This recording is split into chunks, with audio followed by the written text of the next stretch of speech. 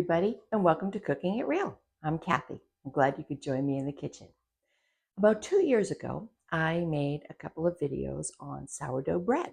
The first one was me making a sourdough starter from scratch, and the second one was me making a loaf of sourdough bread from that very same starter. Well, it's been 2 years, and I have been making sourdough all that time. But I have kind of tweaked my recipe a little bit. And I think it's time that I bring my Sourdough 2.0 to y'all and show you the changes I've made, the improvements I think, and how it's going sourdough wise. All right, let's get started.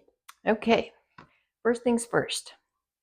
I got my scale, I got my bowl, I got my starter, I got all-purpose flour, I've got bread flour, I've got water, I've got salt, I've got some olive oil, I got my handy dandy tools, I got my favorite sourdough wooden spoon, I got a measuring cup, and I have my Danish whisk. All right, for 2 loaves, I am going to do 1,000 grams of flour. I like to do a mix, half all-purpose, half bread flour. So I'm going to turn on my scale, set it to 0, and I want 500 grams of first my bread flour. Push the bowl up a little bit so I can see better.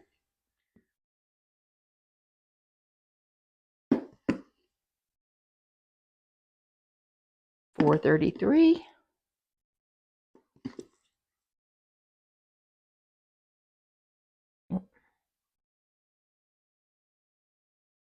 $5.02, close enough.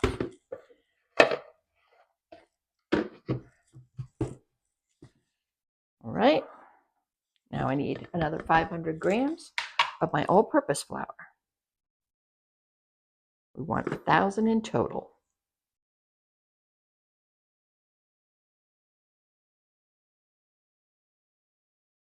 I'm going to link the my 2 videos that I did before. Number 1 is how I make the sourdough starter. I think it's called Easy Sourdough Starter. And then my first video on making a sandwich loaf called Sourdough Don't Be Intimidated. I'm going to link those both below.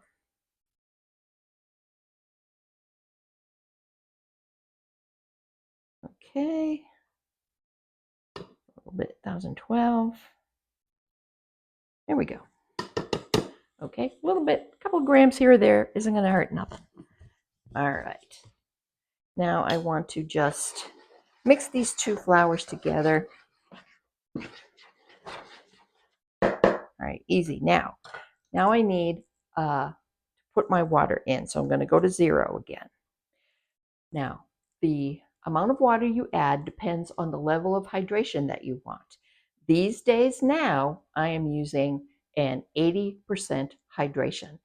In the past, I would go somewhere between 600 to 750, more like around the 700 I would do. 700 grams, which is 70%. But I'm liking the higher hydration better these days. It makes for a moister loaf, and I think a tastier loaf. Okay, so again, water is heavier than flour, so it's going to go fast. I need 800 grams of liquid. So I'm going to start.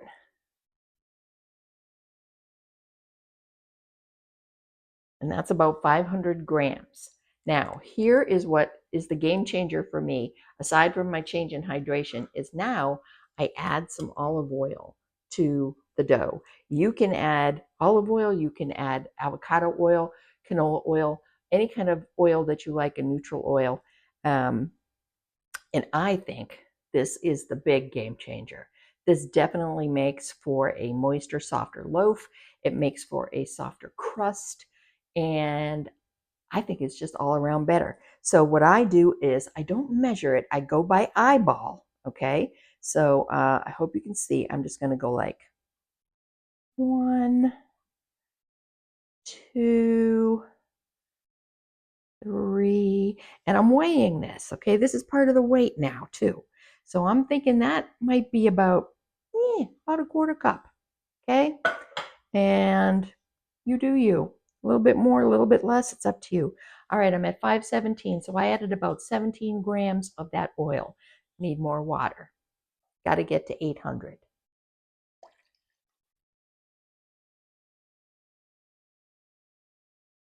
749.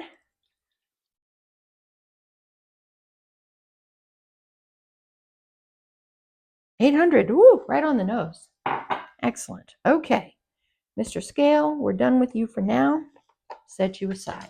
Now I'm going to take my Danish whisk, and I'm just going to mix all this up.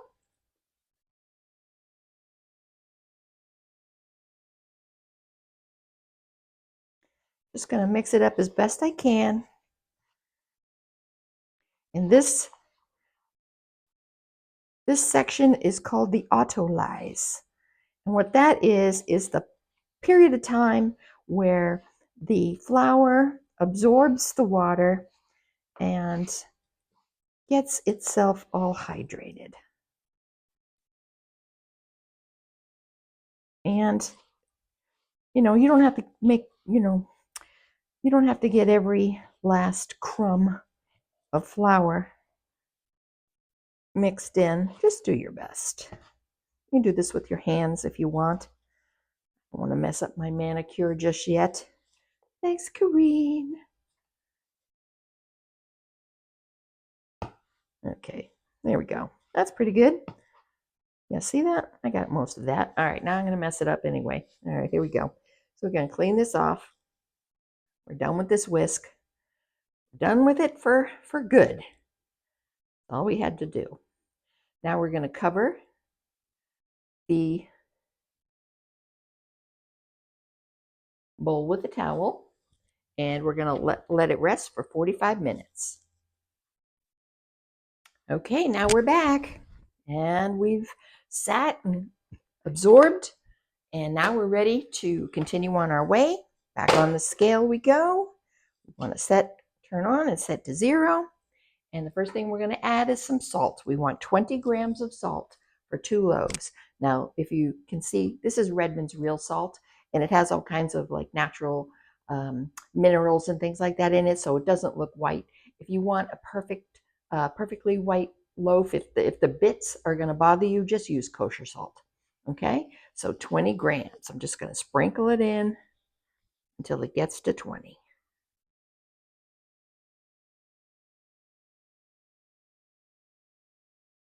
There we go. There's 20. I'd say that was about a tablespoon and a half. I don't know. All right, now we're going to go with our starter that has risen so beautifully. I'm going to give it a stir. And in just a minute, I'm going to show you an awesome, cool trick that you're not going to want to miss. All right, give it a stir. Now, back to 0.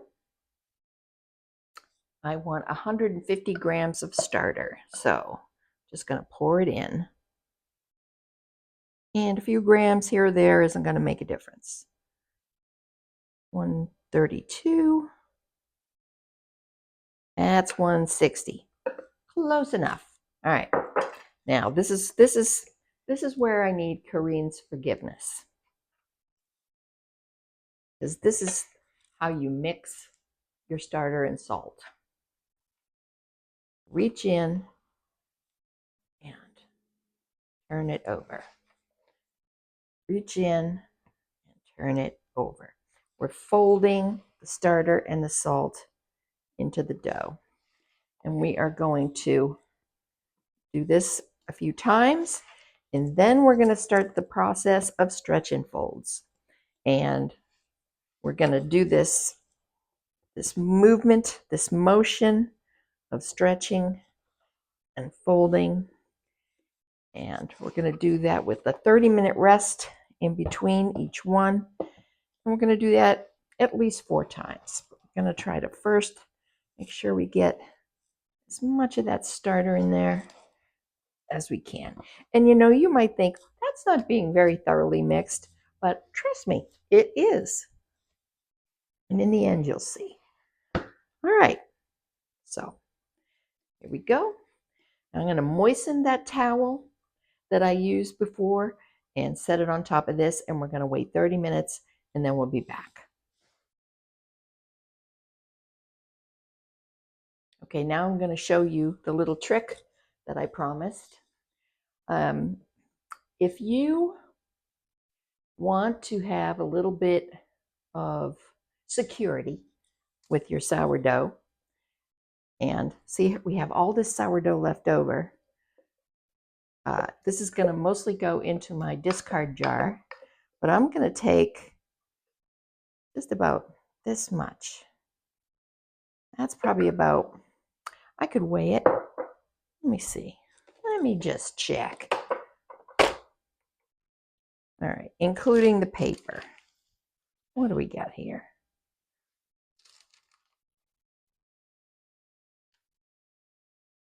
All right, including the paper, it's 50 grams. So that's probably like 40 grams of sourdough. And I'm just going to spread it out as thin as I can. And what you're going to do is you're going to just set this piece of parchment paper aside and let it thoroughly dry. It's going to take a few days. It might take a week. But, you know, just put it aside. Let it air dry. Don't put it in the oven. Don't put it in the dehydrator. Just set it aside. Nice and thin, like this. And then when it's dried, you can peel it off the paper and crush it up into like chips and store it in an airtight container. And then you have saved sourdough virtually forever. Insurance.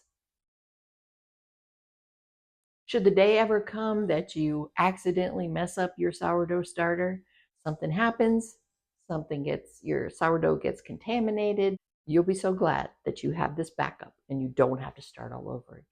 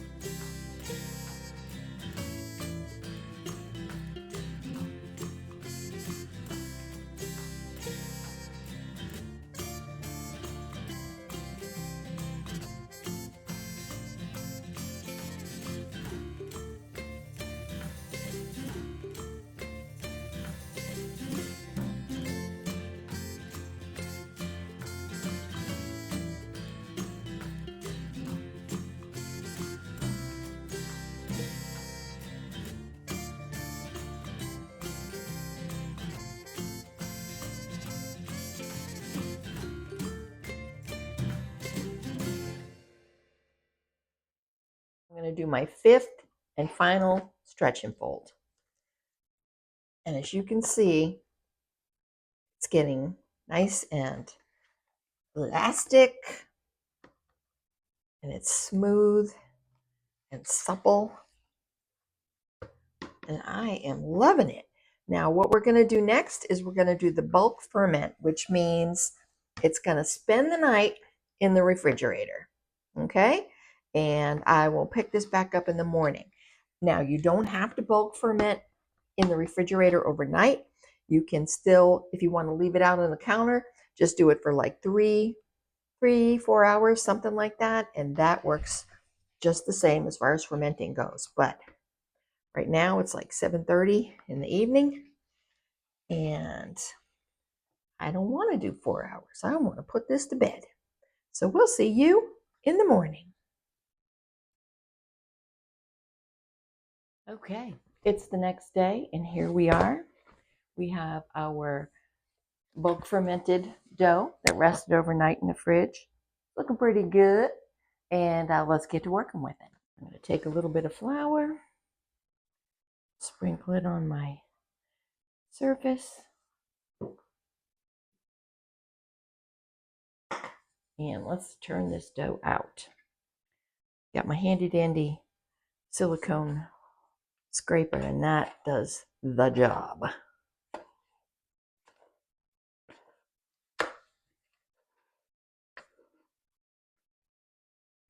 Now it's a little bit sticky. That's good. It's still soft. That's also good.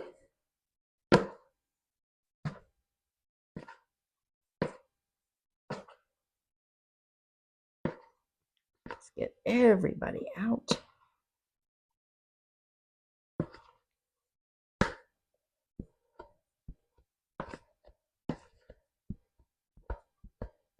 There we go. Bit flour on the top.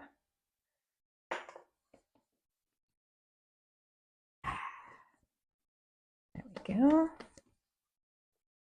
Turn that around a couple times. This is going to make two. This is 2 portions, don't forget. So the first thing I'm going to do is take my handy dandy bench scraper, and I'm going to cut this in half.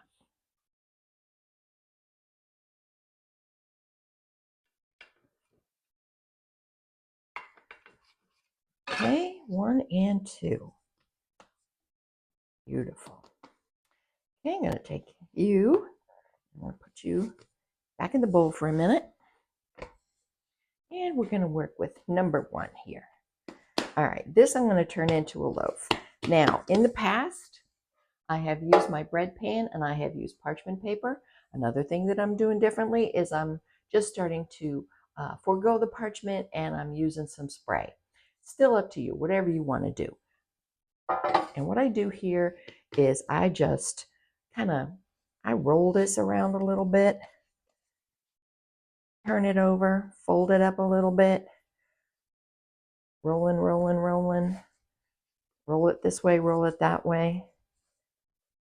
And that's about it. Boom. There we go. Nice. I'm just gonna take it in my pan. Boom, just like that. And what this is gonna do is it's gonna relax, it's gonna spread out a little bit, and then it's gonna start to rise.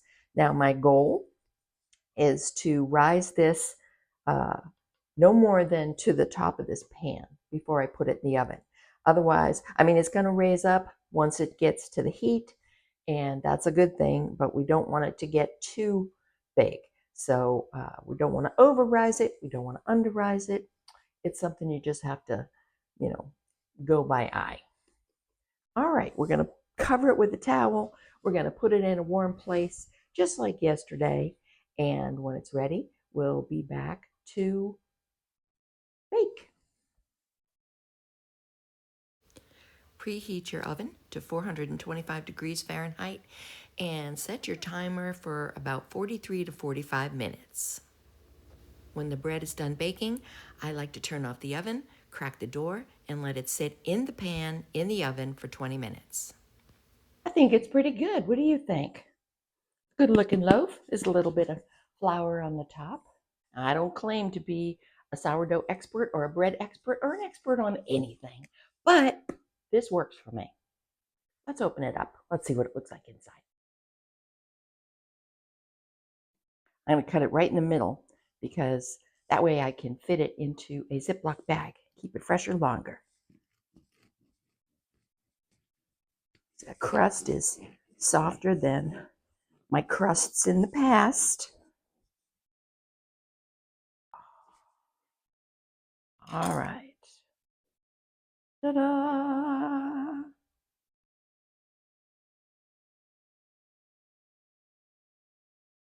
And there you have it. Beautiful crumb, nice and soft.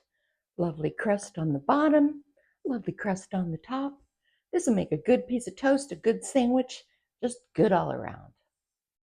And it has that unmistakable sourdough aroma. I love it. Well, are you going to try this? I think you should. Let me know if you do in the comment section. And please give me a thumbs up, like it, share it, subscribe. I'll see you next time on Cooking It Real. Bye, everybody.